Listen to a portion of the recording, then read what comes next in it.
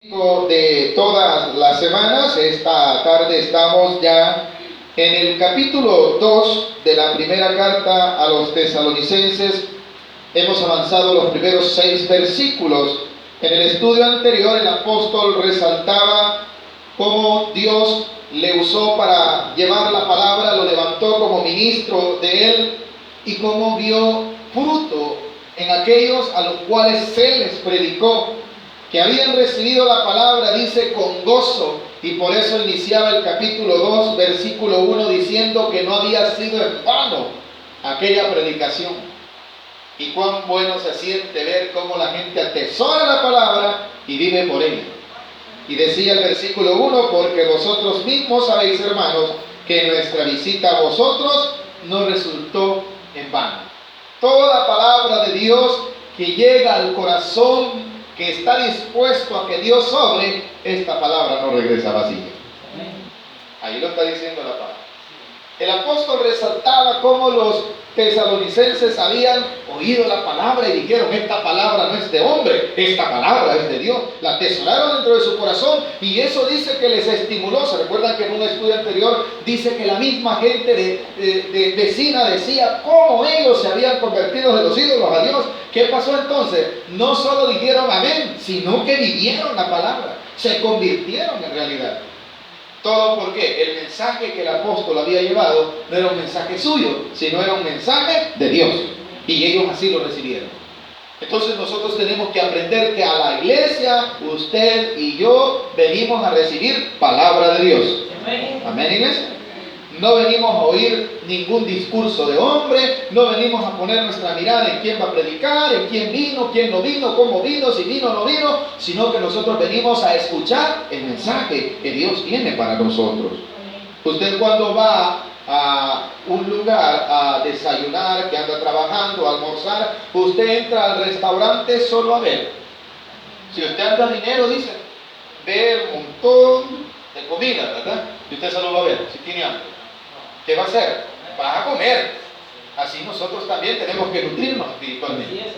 Venimos a la iglesia, venimos a nutrirnos de palabra de Dios, porque por medio de ella, hermanos, nosotros vamos a ser guiados. Por medio de la palabra de Dios, nosotros vamos a conocer la voluntad de Dios. Y eso aprendieron los tesalonicenses. Ahora el apóstol también les hace ver que Dios le inspiró dentro de su corazón a no hablar la palabra como él quería, sino como Dios se la demandaba. Por eso decía, recordando un poquito el versículo 5, porque nunca usamos de palabras lisonjeras, como sabéis, ni encubrimos avaricia. Dios es testigo. El apóstol no predicaba por hacer dinero. Eso quiere decir la palabra avaricia. Él no iba, hermano, voy a Tesalonicenses y voy a fundar una iglesia a ver cuánto recojo. No, él no lo hacía así y ponía a Dios como testigo. Por eso dice el 5, porque nunca usamos de palabras lisonjeras. No andaba ahí viendo si voy a hablar así para que le agrade a la gente y dé ofrenda. No, a él no le interesó la ofrenda. Él le interesó que la palabra de Dios fuese predicada correctamente y que ellos la recibieran. 6, ni buscamos gloria de los hombres. ¿No buscaba dinero el apóstol? No. Tampoco buscaba fama, ¿verdad? Él no quería que le recibieran con bombo. Viene el apóstol Pablo, ¿verdad? Como muchos en el tiempo de hoy, les gusta que les hagan la pompa, ¿verdad? Y que casi, hermanos, derramen palmas cuando ellos van a pasar y extiendan ¿cómo se llama? Una alfombra roja, ¿verdad? Y que digan, ahí viene el reverendo Luis Granado. El reverendo es una vergüenza, ¿verdad? Eso es recibir fama, hermano. El apóstol dijo, yo no quiero gloria de los hombres. Tanto que en el capítulo 1 se recuerdan que decía que había habido pruebas cuando él llegó a predicar la palabra de Dios, pero no fue en vano. No buscaba gloria el apóstol. 6, ni buscamos gloria de los hombres, ni de nosotros. O sea, Dios no, el apóstol Pablo, Dios no le había puesto en su corazón, mira, hacerte famoso. Él no quería que los hombres lo alabaran. Cuando dice los hombres se refiere a los incrédulos.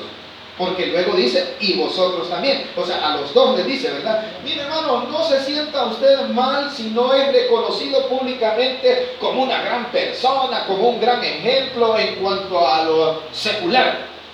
Ni tampoco busque, hermano, la hermana tal que sea puesta en alto y que le vayan a aplaudir en la iglesia. No, usted no busca gloria de hombre. Usted busca gloria para Dios. Por eso dice gloria de los hombres. Es que yo, para que me vean que aquí estoy predicando, aquí va. No, hermano, para que se dé testimonio de la palabra de Dios, Dios nos ha puesto aquí. Y cuando dice gloria de los hombres, es a ellos, porque no quería que lo llamaran, ¿va? Digamos, el ministro tal, ¿verdad? Que venga, como el día de hoy, si usted se da cuenta, muchos funcionarios públicos andan queriendo, cuando van a hacer elecciones, andan buscando la iglesia. Y después les dicen, mire, yo voy a tomar en cuenta a Dios, sí, pero para que ustedes solo voten por él. Y a lo mucho que van a llegar a que usted tal vez sea invitado a la toma de posesión. De ahí se olvidan, hermano, de consultar a Dios. Eso es buscar gloria de quién? De los hombres. Pero también agrega que también podría interpretarse que también en la iglesia él quería que fuese puesto en un lugar eminente. No, lo dice el versículo 6. Ni de otros, ni vosotros, ni de otros. O sea, ni la iglesia ni de los de afuera, él no quería fama. Sino que dice, aunque podíamos seros carga como apóstoles de Cristo, el derecho lo tenía, ya lo explicó en Corintios, ¿verdad? Él podría haber dicho, hermanos, sean ustedes ayudándome a sustentarme, pero él, para no ser estorbo ni carga ni del evangelio ni de los hermanos, dice lo siguiente, 7, antes fuimos tiernos entre vosotros como la nodriza que cuida con ternura a sus propios hijos. El apóstol trataba de ser cuidadoso de aquello que le habían encargado. ¿Qué era lo que le había encargado el Señor? El evangelio. Entonces cuando dice, estos están viniendo al evangelio, él los trataba con cariño porque los veía como que si eran su encargo. La nodriza, sabemos muy bien que lo hemos explicado la semana anterior, medio entramos en este tema, es aquella persona que es contratada para cuidar de los niños, ¿verdad? Y no son ellos los padres, pero tienen la función de cuidar a esos niños. Está hablando el apóstol Pablo en un sentido que él tenía ternura hacia la iglesia. Él buscaba que la iglesia, hermano, entendiese que Dios le hablaba con amor.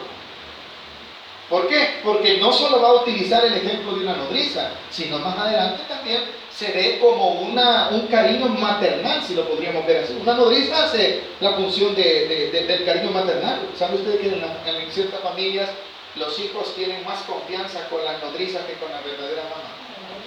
Mire, cuando se va la nodriza, no comen los bichos porque están acostumbrados a que les dé comida que los cuidaron. Y aquellas personas, yo conozco, con mi esposa conocemos una persona que no pudo tener hijos y se le encargaron 2 niñas. Esa señora, hermano, sufre por esas 2 bichitas como que si fueran sus hijas. Esa es una nodriza. Tanto que cuando no le dejaban para que las niñas llevaran a la escuela, de su bolsa agarraba, las iba a dejar, las iba a traer, iba a las reuniones, les andaba comprando. Ellas tenían ¿qué? Ese amor hacia aquello que le habían ¿qué? Encargado. Al apóstol Pablo, el Señor le encargó el evangelio, le encargó la iglesia. Entonces él así era. Tenía que un carisma materno, como lo cuidaba como a sus hijos, como una madre, ¿verdad? Esto también lo hizo Jesús. Jesús es el mayor ejemplo, y lo decíamos. Él dijo en los evangelios, ¿cuántas veces quise yo juntaros como la gallina a sus polluelos, ¿verdad? Que se metan debajo de sus alas, porque ahí estaban, ¿qué dice el Salmo 91? Bajo sus alas estarás seguro. Eso quería Dios de Israel, sí, pero nunca quiso. Eso quiere Dios del hombre de hoy, sí, pero el hombre es el que no quiere. Hoy vi una escena triste. En San Salvador, como usted sabe, ya no tenemos árboles. Los pájaros, ya sea cualquier tipo de pájaro, andan en los cables y andan en los pocos árboles que hay. Y fíjese, hermano, que usted sabe que el centro está lleno de palomitas de Castilla, digamos, ¿verdad? Y mire, hermano, pero también el centro está lleno de gavilanes, por si usted no sabía. Está lleno de gavilanes. Se cree, hermanos, que los señores que tenían unas fincas aquí, ellos criaban gavilanes, y como se fue proliferando ese tipo de ave, pero cuando vinieron haciendo las colonias, ellos emigraron, pero algunos no, se quedaron en la ciudad. Y vi una escena tan dura, hermano, que se vi un desparpajo de palomitas, ¿verdad? Y oía el ¡ti! Del gavilán, ¿verdad? Y de repente voy viendo que en una antena del televisor, hermano, el gavilán se separó y le hacía ¡ti! Un pichoncito de una palomita en sus manos. Se habrá descuidado el pichoncito, lo que haya sido, hermano. y me dio cosas. Y la gente, uy, qué grosero, como en un edificio bien alto. ¿Y cómo arriaban el gavilán? Le hacían así, risa le daba. Quizás aplaudiendo el stand, decía, ¿verdad? ¿Y qué quería Jesús con sus hijos? Juntarlos, ¿verdad? Porque ¿qué quería? Protegerlos. Y el apóstol Pablo, cuando dice que también, que como que si fuera él una nodriza, que hacía con la iglesia, también la protegía. Ahora, muchas veces en la iglesia usted va a encontrar que dentro de la protección, dentro de ese cariño, existe también la disciplina. Por eso el apóstol Pablo más adelante va a hablar de la exhortación. Jesús mismo, cuando dijo que él era el deseo de eso, con eso les mandaba profetas, pero ¿qué hacía el pueblo? No le hacía caso. Entonces el mismo pueblo, ¿cómo estaba? Desprotegido del amor de Dios, sí, pero no por falta de amor, sino porque ellos no habían aceptado el amor de Dios y hacían la salvación. ¿Por qué se pierden los hombres? Porque no quisieron creer en el Salvador. El Salvador es Jesucristo. Continúe. 7. Antes fuimos tiernos entre vosotros como la nodriza que cuida con ternura a sus propios hijos. Ya explicamos esta parte, ¿verdad? Tan grande es nuestro afecto por vosotros que hubiéramos querido entregaros no solo el Evangelio de Dios, sino también nuestras propias vidas, porque habéis llegado a sernos muy queridos. Este versículo ya no está hablando de una nodriza, está hablando de una madre. No solo quería poner el ejemplo de la nodriza.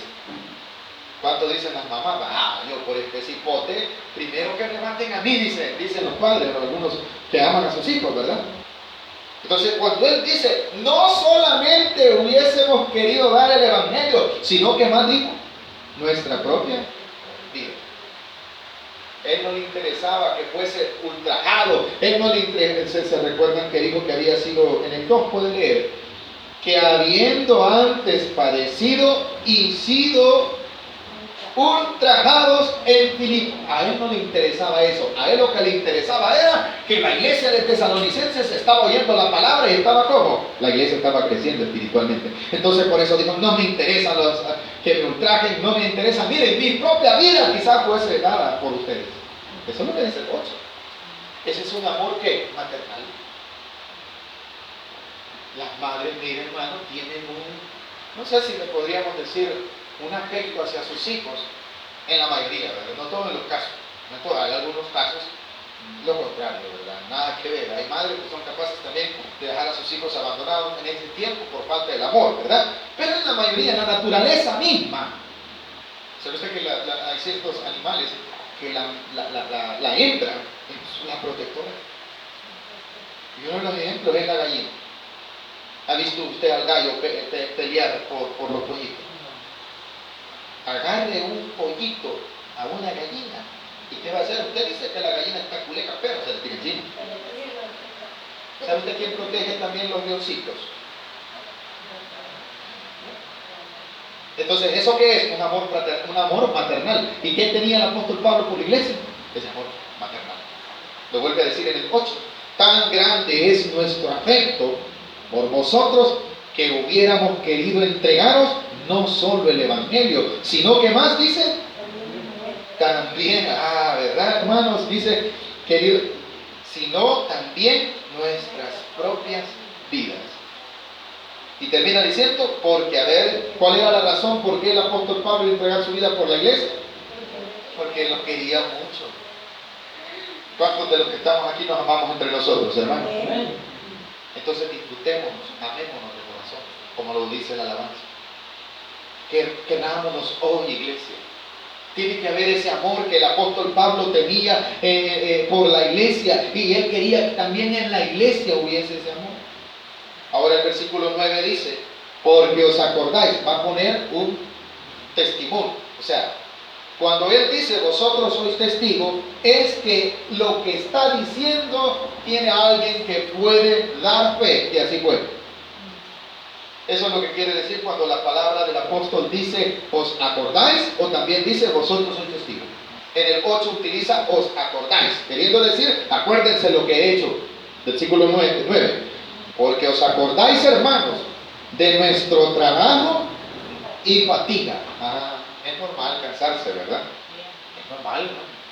Lo está diciendo el apóstol Pablo, llegó un momento a tener estrés de trabajo, cansancio, pero termina diciendo, de nuestro trabajo y fatiga, como trabajando de noche y de día, para no ser gravosos a ninguno de vosotros, os predicamos el Evangelio de Dios. Cuando el apóstol Pablo utiliza el versículo nuevo, en el 9, trabajando de día y de noche, lo que está dando a entender es que él no le gustaba que la iglesia fuese que lo sustentara.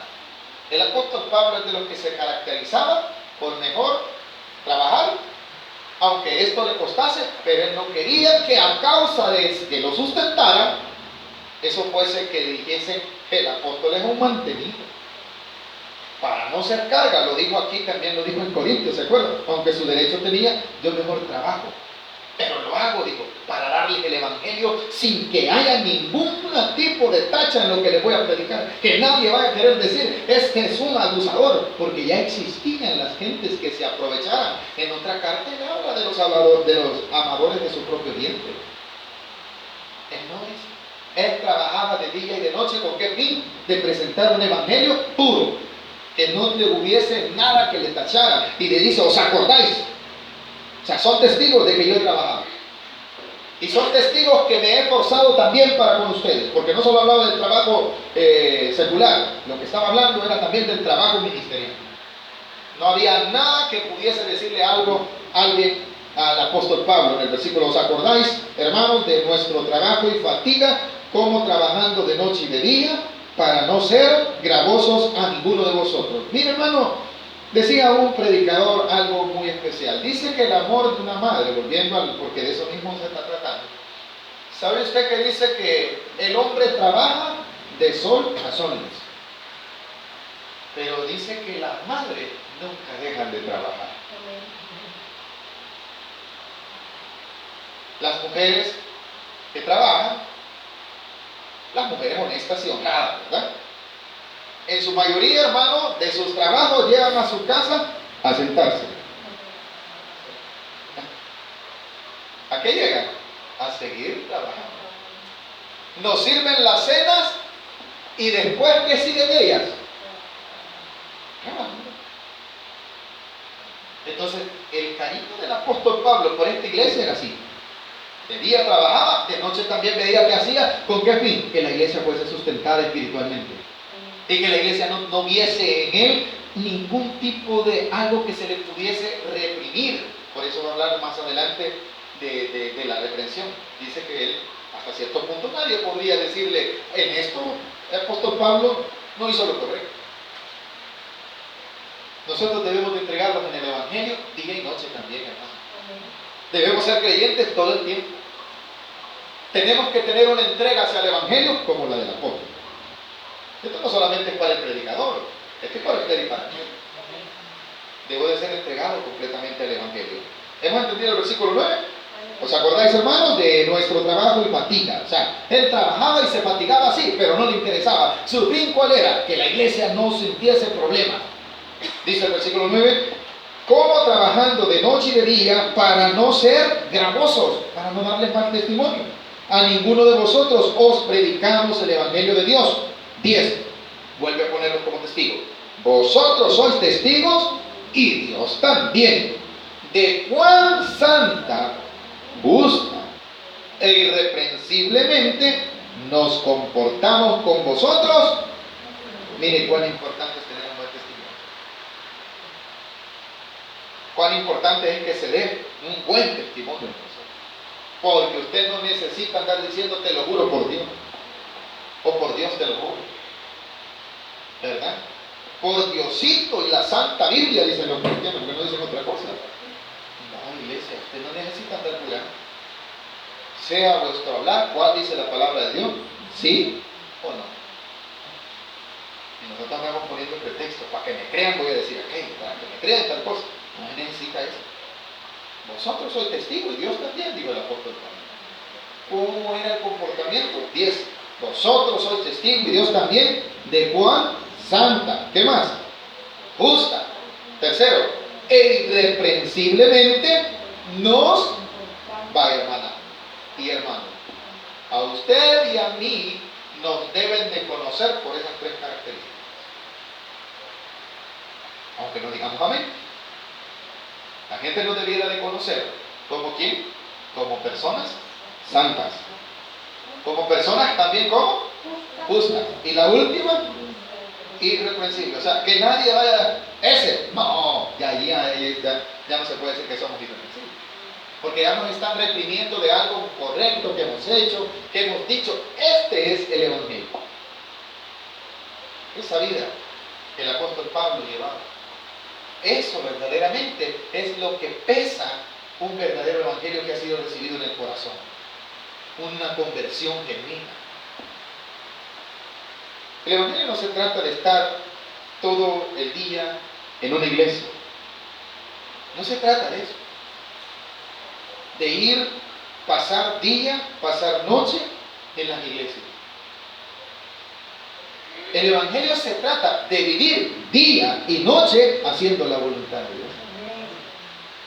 Eso se trata, León. Si a usted y a mí nos viniesen a decir, usted no vigila, usted no ayuda, usted no va a la iglesia todos los días, de lunes a domingo, usted está en faltas. Posiblemente sea un hombre ocupado, una mujer ocupada, que trabaja, que cuida de sus hijos, que está pendiente de allí. Y quizás, hermano, algunas veces le van a querer a usted tildar de que usted es medio cristiano por esas cosas. ¿Y qué me sirve estar aquí día, noche, y allá en mi casa voy a estar peleando con mi mujer? Y allá, hermano, la gente del pueblo me conoce. Hey, ahí va, mira, aquel, sí, y ayer lo vieron allá con otra. Pero de la iglesia, ¿verdad? ¿Dónde queda la palabra santa? No, si a la iglesia vienen a pasar el agua, mucha gente. No, hombre, la iglesia sí, mire, testimonio. Ustedes conocen algunos, la mayoría de la iglesia central, ¿verdad? Ven cómo es el terreno. ¿Sabe usted que un joven que le iba siguiendo a la policía, el primer lugar donde se metió, ¿sabe dónde fue? Y como ahí en la iglesia es grande, ¿va? Se fue a sentar. ¿Y sabe a dónde se fue a sentar? Amén. Enfrente del pastor. ¿Cuál iglesia? ¿Pero por qué? Siguiendo los niños. Por eso le digo, no es de venir a la iglesia. Ya vine a la iglesia, como la iglesia tradicional. Y como lastimosamente el Evangelio está masificándose, mucha gente cree, hermano, que con ir a la iglesia, el domingo fui a la iglesia, se siente más liviano, ¿verdad? Y después de salir a la iglesia seguimos siendo los mismos. No, es allá, fuera de la iglesia, que yo debo de vivir santa, justa e irreprensible. Ese es el verdadero Evangelio. Ese es el testimonio de Jesús. Ese es el testimonio de sus apóstoles. Sus discípulos, después de ser discípulos, se convirtieron en apóstoles. Y que eso era lo que reflejaban. Dentro de la iglesia, un buen comportamiento. Fuera de la iglesia, mucho que mejor. Día y noche, decía él, ¿verdad? Ahora terminemos el versículo 10. No sé si hemos entendido, hermano, esa parte que dice, vosotros sois testigos y Dios también. ¿Qué quiere decir? La iglesia, el mundo mismo se debe de convertir en testigos nuestros de que nosotros somos verdaderamente testigos de Cristo. Por si usted pensaba que decir otra palabra. Estos son los verdaderos testigos. Estos son, ¿cuáles? Los que andan santa, justa e irreprensiblemente. Y yo puedo dar la Biblia bajo el brazo, no me estoy acumulando en la secta de ninguna manera, pero estamos hablando de la palabra testigo que está escrita ahí. El mundo es testigo, debe de ser testigo de que nosotros tenemos otro tipo de vida. Nosotros no vamos donde ellos van, no comemos las cosas de que, mire, hoy todo mundo, mañana usted va a ver una gran locura, el Black Friday. Eso es allá en Estados Unidos, aquí se dice Viernes Negro. ¿Y sabe por qué es negro? Porque se lo bajan a usted y a mí. Las cosas las encarecen 3 meses antes. Ya en oye hermano, a mitad de precio, ¿qué? Lo mismo están vendiendo. Y como la gente, ¿verdad? Ya va a venir el aguinaldo, se les olvida que en enero tienen que pagar la colegiatura, se les olvida que tienen que pagar en diciembre la matrícula, se les olvida que tienen que pagar, hermano, los cuadernos de los hipotes, ¿verdad? Todo es Black Friday, este teléfono, mira, este no sé qué, este solo al verlo, fíjate que se enciende. Se le enciende el demonio que anda dentro. Usted va a ver un montón de gente que el Black Friday aquí ni sabe qué es. Así que la hermana mañana va a vender las boladitas de planta, no pongan Black Friday. Oye, mujer, ayer valían $1 y 2 colas, diga hermana. Y todo el mundo, eso es comercio, hermano. Y la iglesia se está contaminando. Bueno, la verdadera iglesia no, ¿verdad? Las congregaciones están llevando el mundo. Y si lo llevan a la iglesia, pregunto yo, hermano, si nosotros traemos el mundo a la iglesia, ¿qué vamos nosotros a dar de reflejo en el mundo? Nada, porque somos iguales. Y aquí fuman, sí, hombre, y aquí chupan también nosotros. ¿Dónde está la luz? ¿Dónde está la sal de la tierra? ¿Dónde está la santidad? ¿Dónde está la justicia? ¿Dónde está la irreprensión? No hay tiempo. ¿Estamos aprendiendo algo esta noche, iglesia? Va. Y vosotros, santa, justa e irreprensiblemente, nos comportamos con vosotros los creyentes. El comportamiento es el verdadero evangelio. La conducta, las actitudes, cómo vivo, ese es el verdadero evangelio. Yo puedo ir a la iglesia a cualquier lugar, pero si yo no cambio, no he tenido una conversión. Me he vuelto un religioso. Pero Dios quiere que la gente vea que mi comportamiento es diferente. Eso decía el apóstol 20, versículo 11. Así como también sabéis de qué modo, aquí ya no es como una madre. Empezó como su cariño como una nodriza, ¿verdad? Hermano, es bueno, claro, que de vez en cuando usted a su hermano, Dios me lo bendiga, el espadrazo, ¿verdad? Es bueno que le muestre ese cariño. Es bueno que las hermanas, me alegro de verlo, que sea de corazón, amén, hermano. Ósculo santo, dice la palabra de Dios. Es bueno, pero también está en la otra parte. Ya no va a hablar como una nodriza, ya no va a hablar con un cariño de una madre, sino que ahora en el versículo 11 cambia y dice: y así como también sabéis de qué modo, como el Padre a sus hijos, exhortábamos y consolábamos a cada uno. Vaya, el cariño del Padre es diferente al cariño de la madre. La madre es ternura, el Padre es un poco más tosco, porque es el que lleva el liderazgo. Y entre ese liderazgo y en esa fuerza lleva la disciplina, lleva lo que se conoce como la corrección. A esa corrección el apóstol Pablo le llama exhortación. El apóstol Pablo solo les decía: ay, hermanito, qué lindo. También dice que como a hijos dos. Vaya, hermanito Luis, usted anda mal, venga para acá. Me hubiese dicho el apóstol Pablo, por favor, deje esto. No es de acuerdo a la voluntad de Dios. ¿Cómo me está tratando? Me está tratando con cariño, pero a la vez con un cariño de padre, ¿verdad? Porque esto le va a hacer daño, esto no lo va a poder lograr, esto no lo va a poder dominar y le va a afectar. Eso es un cariño de padre, una exhortación. Mis hermanos cuentan cómo era mi papá para corregir. Un hombre que tuvo su debilidad en el alcoholismo, pero correcto, no se le iba ni uno. Y aunque murió cuando tenía 6 años, mis hermanos heredaron esa parte. Yo los veía a mis hermanos mayores como el padre que no tuve, ¿verdad? Que ya había muerto. No que no lo había tenido porque no llegó, sino porque murió. Yo veía a mis hermanos mayores, yo me sentía como... Pero ella le digo: ¿qué estás haciendo allí? Esa exhortación. Pero tenía miedo. Sabía que eran mayores y que me estaban regañando de algo incorrecto. Me estaban exhortando. No le hacen caso a mi mamá. Qué bonito, ve este. Y mira, yo voy achicando, ¿va? No está mi papá, no estamos nosotros, me decía. Es cierto. Yo tenía miedo a mis hermanos mayores. Uno de ellos me dio el estudio. Uno de ellos siempre me apoyaba. Tanto que cuando yo ya no quise estudiar, me dijo: bueno, ya no queréis, yo tuviese puesto en la universidad.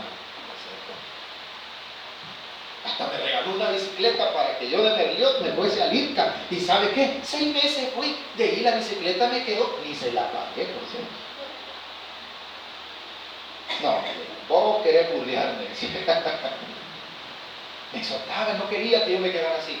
Nosotros, como creyentes, tenemos que también saber corregir.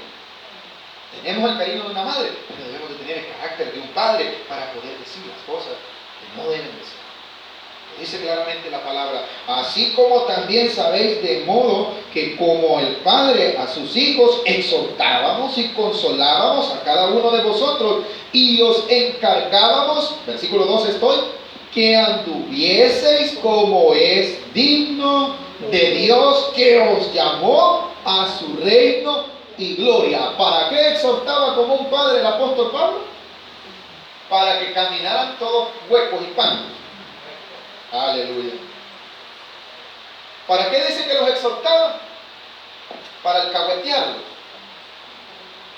Para que anduviéramos todos torcidos. ¿Se recuerdan del mensaje del domingo, verdad? Lo que esté ya caído, manos caídas, que decía, hay que levantarlas. Y las rodillas paralizadas, había que moverlas. Y lo que se está bandeando, había que enderezarlo, decía, ¿verdad? Literalmente él lo dijo, hermano. Eso es lo que hacía el apóstol, dice en el 12, y os encargábamos de qué? Que anduviésemos como es digno. La palabra digno es como algo que verdaderamente es un privilegio, algo que merece, algo de lo cual nosotros somos llamados hijos de Dios. Pues caminemos como hijos de Dios, vistámonos como hijos de Dios, hablemos como hijos de Dios, actuemos como hijos de Dios. Nos van a encargar alguna cosa, hagámosla como hijos de Dios. Porque sabemos que hay un Padre eterno que nos está observando y que nosotros representamos el ¿qué? El reino de los cielos aquí en la tierra. ¿Cuántos somos eso, hermano? Entonces comportémonos como hijos del reino. Porque de lo contrario dice que nos va a exhortar. Amén.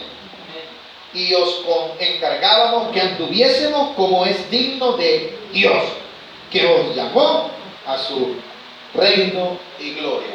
Camine como que ya está el reino de Dios aquí en la tierra.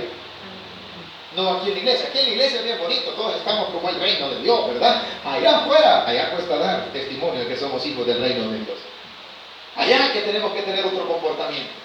Y ya, gracias a Dios, viene esa época en donde usted puede decir, no.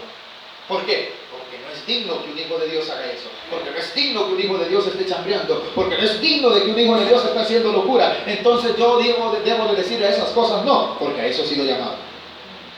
Y si no, va a aparecer Dios a través de un siervo. Hermanita, váyase para adentro. Es Dios quien le está exhortando. ¿Por qué? Usted no es digno de que esté allí, ¿no? ¿Quiere decir? 13, con esto vamos a ir terminando. Por lo cual también nosotros, sin cesar, damos gracias a Dios de que cuando recibisteis la palabra de Dios que oísteis de nosotros, la recibisteis no como palabra de hombre, sino según es en verdad la palabra de Dios, la cual actúa en vosotros. Vaya, ¿cómo recibe usted el mensaje? Hay varias formas de recibir el mensaje de Dios. Si yo vengo en un estado terrenal, voy a recibir la palabra de Dios como una crítica. No la voy a recibir como palabra de Dios. Es palabra de Dios. Pero como yo no vengo espiritualmente, oye, el pastor andaba algo bravo. Ya la hermana Adelino le dio de comer antes de venir. Así vamos a recibir el mensaje. ¿Por qué? No lo vamos a recibir como palabra de Dios. Golpeado. Está también aquel que recibe el mensaje, hermano, pero lo oye y dice, está bien, pero yo todavía no. Ajá, ¿para qué? Entonces, esta persona no ha entendido que el mensaje no es de un hombre, el mensaje es de Dios. Y los tesalonicenses habían recibido el mensaje no como palabra del apóstol Pablo, no como palabra de alguien, sino como palabra de quién la recibieron, de Dios. Cada vez que usted habla la Biblia, y ahí dice, no murmuréis, ni le están predicando, usted está leyendo y ya Dios le habló. No reciba, me equivoqué en la cita que iba a leer, siga leyendo. Que Dios le está hablando. Dice el 12, el 13, por lo cual también nosotros, sin cesar, damos gracias a Dios. O sea, Los exhortaba, los quería como una madre, los quería como un padre, los exhortaba, pero daba gracias a Dios el apóstol por algo, porque la iglesia de Tesalonicense era una iglesia que cuando oía la palabra de Dios, hermano, la recibía como palabra de Dios. Así dice el versículo 13. Por lo cual también nosotros sin cesar damos gracias a Dios. ¿De qué daba gracias el apóstol? De que cuando recibisteis la palabra de Dios que oísteis de nosotros, la recibisteis no como palabra de hombres, sino según es en verdad. ¿Qué es?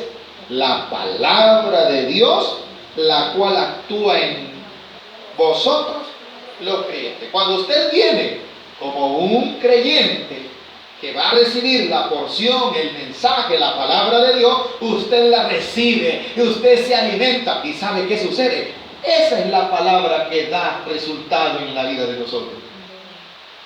La forma como nosotros recibimos el mensaje. Esa es la palabra que nos va a cambiar. Pero si venimos, hermano, le ha contado el chicle, ya le dijeron que yo, que no sé qué, que no sé cuándo. Entonces, ¿cuándo va a hacer efecto la palabra? Nunca. ¿Por qué? Porque no la está recibiendo como palabra de Dios, la está recibiendo como cualquier mensaje, la está recibiendo como en una forma carnal. Pero los tesalonicenses leía el apóstol Pablo, esto no. Por eso doy gracias a Dios, porque ellos reciben la palabra no como palabra de hombre. Cada día que usted venga a la iglesia, reciba la palabra de Dios. Recíbala de quien Dios ponga aquí. Ah, pero usted media bebe. Y al hermanito van a poner, hombre, para eso mejor predico mejor yo que él. Ay, hermano, usted ya no recibió palabra de Dios. Y esa palabra, por lo cual no sería efecto en usted. Pero si usted dice, el Señor va a hablar por medio del hermano, por medio, y dice, yo quiero oír tu palabra, ahí Dios le va a hablar, hermano. ¿Sabe usted que Jeremías era un niño cuando Dios lo llamó? Y le dijo al Señor, Señor, ¿y yo qué voy a decir si yo soy un niño? No diga soy un niño, le dijo. Así le dijo el Señor. ¿Cuándo sabemos eso, hermano? Nosotros menospreciamos muchas veces.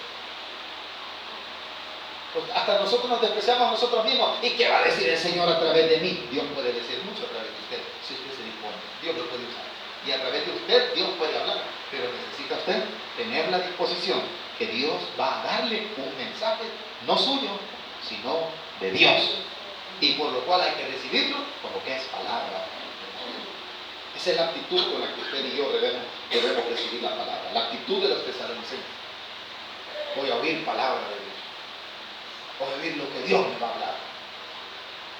Voy a escuchar esta radio, este mensaje, porque quiero que Dios me hable. Pero cuando el mensaje está hablando algo fuerte, ¿verdad? Es que hay que cambiar. Ya cambiamos la emisora. Ay, a mí me gustan mejor las alabanzas, decimos. Nos está tirando el predicador. Estamos recibiendo la palabra ¿con qué actitud? Con una actitud negativa. Es que ese hombre mucho exhorta, ese hombre es muy fuerte. Wow, ¿no será que Dios nos está hablando? Y lo que quiere Dios es que no recibamos la palabra como que fuese de hombre, sino como palabra de Dios. Cuando la recibamos como palabra de Dios, basta. Cuando la gente cambia, cuando recibe la palabra de Dios como Dios, como que es de Dios. Esa es la gente que cambia, la gente que crece espiritualmente. La gente que se nutre espiritualmente por medio de la Biblia. Esa palabra que ellos están recibiendo, hermano, eso es lo que está haciendo que actúe en ellos. Dejan los vicios, dejan las malas actitudes, empiezan a vivir y dicen, no, verdaderamente yo soy hijo de Dios, me he dado cuenta que he sido llamado por Dios, porque la palabra de Dios ha empezado a hacer efecto en ellos. Pero si nosotros oímos, cualquiera está predicando, no, esa palabra Dios te la está trayendo con un propósito, para que cambiemos, para que seamos mejores, para que demostremos que somos los hijos del Rey. ¿Cuántos hijos del Rey vemos aquí? ¿Y a cuántos el Rey nos ama? Recibamos entonces la palabra del Rey para que ella actúe en nosotros. Eso es lo que Dios quiere de nosotros. Acuérdense de eso, ¿verdad? Lo importante es que yo sea un creyente que recibe la palabra como Dios quiere. Ahí lo vamos a dejar, ya no tenemos mucho tiempo para seguir desarrollando los próximos 6 versículos, los vamos a continuar la próxima semana. ¿Hemos aprendido algo esta noche, iglesia? La importancia de recibir la palabra de Dios, ¿verdad? Que la palabra de Dios va a traer consuelo, va a traer muchas veces ternura, pero muchas veces nos va a traer exhortación. Y hay que recibirla como la palabra de nuestro Dios. Hasta aquí vamos a dejar, hermanos.